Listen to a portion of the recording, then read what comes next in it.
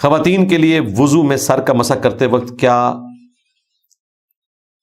ہاتھ ہوا میں گزارنا کافی ہے یا بالوں کو گیلا کرنا ضروری ہے؟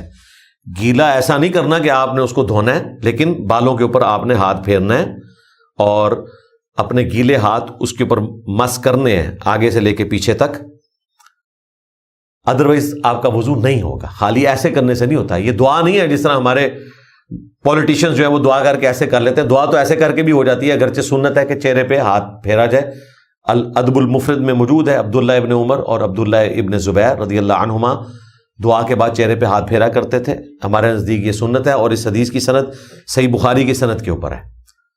کمزور روایتیں بھی موجود ہیں نبی الاسلام کے حوالے سے بھی ابو داؤد کے اندر، لیکن یہاں پہ یہ مضبوط روایت الادب المفرد میں موجود ہے۔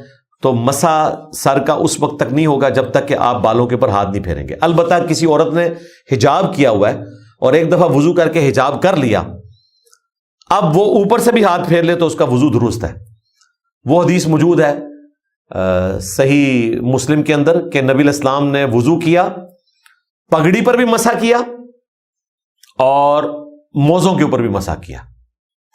اگر آپ نے پگڑی پہنی ہے وضو کرنے کے بعد ایک دفعہ اور نہیں اتاری تو اگلے وضو میں آپ پگڑی کے اوپر بھی مسح کر سکتے ہیں، تو ظاہر ہے حجاب پہ تو آپ بدرجہ اولا کر سکتے ہیں، اور موزوں پر اور جرابوں پہ بھی مسح ہو سکتا ہے۔ الگ سے اس پہ ویڈیو ریکارڈ ہے۔